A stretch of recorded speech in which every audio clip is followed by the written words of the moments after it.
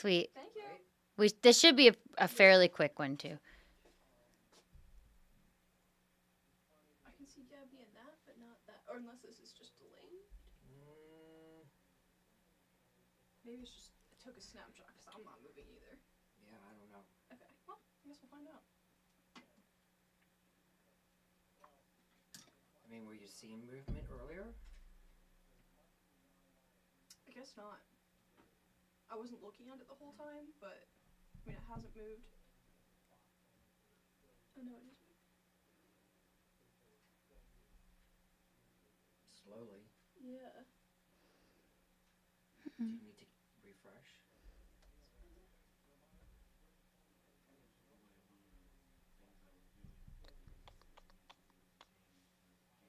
Oh yeah, we're good. Okay. Cool. Try to keep it as close to you. Okay. You might have to move your computer a little bit. Good. Alright. Thank you. Sorry. I adjusted the lights and then I'm like, didn't even check that. Gabby's just shining over there. It's probably just me.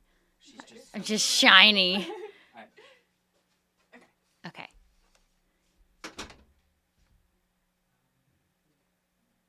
Oh, we are live. Okay. We are. Yes. All right. So, hi everybody. Hey. Welcome to book club. As always, I'm going to share this really quick. Gabby, if you want to talk about your February. Well, geez. It kind of flew by, but it kind of felt slow at the same time. Does that make sense? I don't know, right? Like, I don't know. I was in Florida last week, so that was wonderful. Got some time on the beach with my mom, and it was really great. How about you? Anything special or exciting?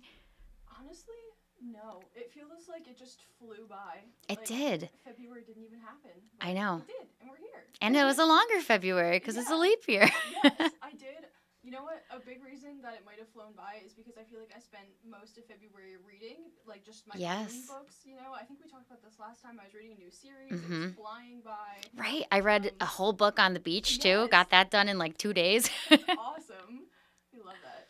Oh, so, speaking of reading, I think we can jump right into African Americans of Harrisburg. Yes, let's get into it. So can you give the reader or maybe someone that's interested in reading an overview of kind of what to expect? Absolutely. So this book was written by Eric Liddell Smith and John Weldon Scott. They both died in 2008, so unfortunately, obviously, we couldn't talk to them this month, but that's okay. It was really just like a kind of quick, brief overview of like African Americans' impact on Harrisburg, specifically, I think, when Harrisburg was being founded.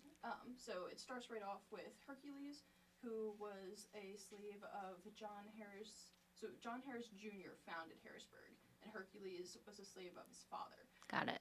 But he rescued John Harris Sr. from capture from Native Americans, presumably allowing John Harris Jr. to, be in existence, and found Harrisburg. Wow. Yeah, so that's how it all starts off.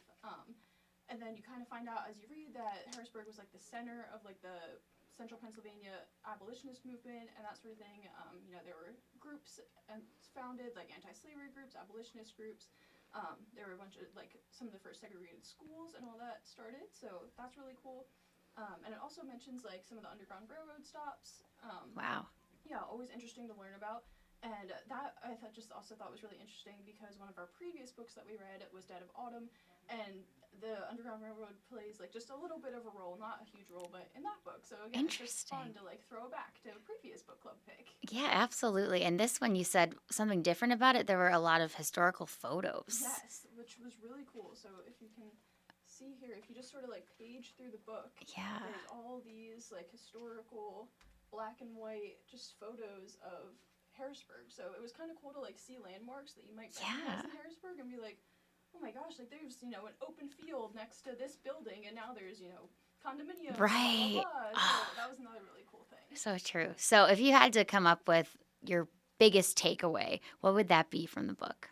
Definitely, and this is something that, you should always be thinking about, but I think it's one of those things that a lot of us forget until presented with something like this. But, history is so important to learn, and like I said, I think that's a fairly obvious statement, but, it's one that I didn't really think about until I was reading this, and I was like, oh oh my gosh, like I recognize that name, I recognize this place, and like this Right. wasn't that long ago. Like, you know, a lot of things they're talking about is like the early 1900s, which sounds like a while ago. It's always but so surprising, though. yeah, it's only like, you know, 2-3 generations in the past. Right. So I think it was a really good reminder that like slavery and all of that is not that far behind us, and we really should be learning the history and making sure, you know, history doesn't repeat itself. Exactly.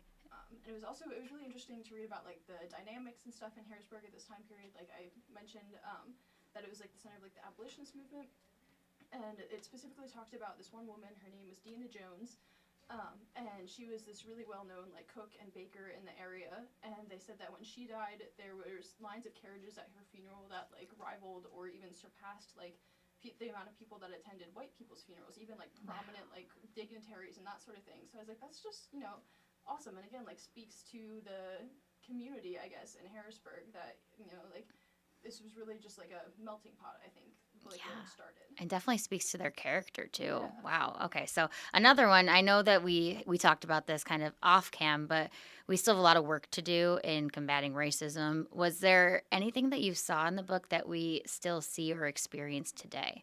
Yes, absolutely. I mean, pretty much everything, if we're being honest. But what really struck me was like gentrification, like, you know, people like taking over historically like black neighborhoods and that sort of thing. You see that a lot now. I actually just read an article this morning about African American people protecting this community. I think it's called Scotland in Maryland. But a lot of their ancestors bought land there like when they were first freed, and over the years it's been whittled down to from like 500 acres to like 3 acres of these people that are still like holding onto this land, and the rest has been developed, sold, apartments, blah blah blah, like you name it. Right. So it was just really interesting, like having just read that this morning, and then, you know, again, like paging through this again. I was reading about like when they built the Pennsylvania Capitol, like obviously an important building, of course, Right. but it destroyed like most of the old Eighth Ward, I believe it was, which Wow. is historically African American community. So they had to move, rebuild, restart businesses, all of that, and it happened like I don't know, 2, 3, 4 times like throughout this book. And I was like, oh my gosh, like these poor people having to keep moving and, you know, everything. So that was just, I think, like a prominent issue that, again, like still often happens today. Recently happens. So I was like, that, you know, it's an important issue to discuss, and like I can't believe that it's still happening. I know, it's crazy how history tends to repeat itself Yes. through the years. And I know you touched on the Capitol building, but were there any other landmarks that maybe stuck out to you in either the photos or things you learned and saw? Yeah, so they didn't specifically talk about the Lincoln Cemetery, but a whole chapter is dedicated to like churches and cemeteries and that sort of thing. So they talked about like the Bethany AME Church, I think it was, which I believe there's still, if it's not the original one, like an iteration of that in Harrisburg today. But it also made me think about like the Lincoln Cemetery, which I just mentioned. But again, another historical like African American cemetery, Right. where a lot of those people are buried. So it was just like cool, you know, to like read this book that's history and then be like, oh my gosh, like it's right there. Right. So yeah. Yeah. Okay, very cool. And then lastly, who would you recommend this book to? So I would definitely recommend this book to somebody who just wants like a snapshot and overview of like, you know, the history of the area. Like we showed earlier, it is a lot of pictures. So it kind of seems that like the format for the book is like a page or two of information and then pages of pictures. So it was nice to like get a little bit of the information, but there was like, you need more if you want to do a deep dive. Right. So I wouldn't necessarily like, you know, use this as your primary source to write an essay, but it was a really good like jumping off point. Like, Yeah. oh, like, you know, like we were talking about Hercules. Like, let me go research the story of Hercules and like learn more about that. Or let's go research they talk about the Harrisburg Giants, which was one of the first like black baseball teams in the area. Huh. Yeah. That's really neat. Yeah, and I know one of our reporters like just did a story about them. So again, it was like that connection. You know, just heard about this for I think the first time. I certainly didn't know that the Harrisburg Giants were a team. Me neither. Yeah, and then you just get like a little bit of an overview in here. I think it would also be really cool for maybe people who know like that their ancestors had some sort of impact on Harrisburg, because there are a lot, like sometimes half the pages are just names of like, important people. Yeah, or like you know, instructors, teachers, people who founded churches, like that sort of thing. So it'd be kind of cool to like, you know, go through, try to find somebody's name and be like, oh, like that's, my great aunt or something Exactly. like And, especially this month, of course, Black History Month, we did an entire special on it, and it was fantastic to see it in that form. But I think also it resonates with people to see it in book form too. And with the photos, it doesn't make it too overwhelming Yeah. to get through it. You know what I Yeah. mean? It's not like you're going to be like, oh, I can't finish this because there's so much to it. Like you said, it's a great jumping off point. Yeah, definitely. And, one of our previous books that we discussed was out in central Pennsylvania. Yep. And that was like almost what I was expecting this to be. Like that one was sort of textbooky, so it Right. did take me a while to get through. It was great information. It was an interesting story, but it really did take me a while to get through. And this, I think, like we were saying, like, it's short little excerpts of information, and then you can sort of like look at the pictures, maybe you'll find a picture that intrigues you and you're like, Right. I want to learn more about the Darien Mulberry Fountain, that sort of thing.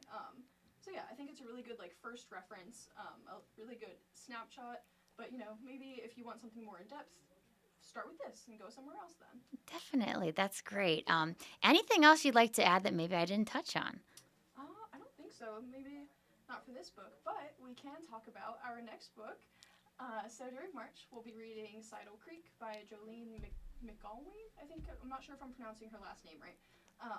But it's a collection of short stories focused on, she grew up in like the western Pennsylvania Appalachia region. Okay. Yeah, so they're all focused on that. I believe it's 22 short stories, but it's sort of like about the, blue collar mountaineering, like those sort of people and like their environment, small towns. Mina Edmondson from York County Libraries, who was here to introduce it. Yes. She said that it's really interesting because it is like stories about those myths and those people, but not in the way that you would expect them to be told. Like, I think a lot of people expect, like the mining towns to be like rough and dirty and whatever, but she said like that's not the case in this book. It kind of makes you like ask questions about it. Oh. Yeah, so I think that'll be really fun. I personally really like books of short stories because it's kind of nice to, Me too. like, jump in and out. Yeah.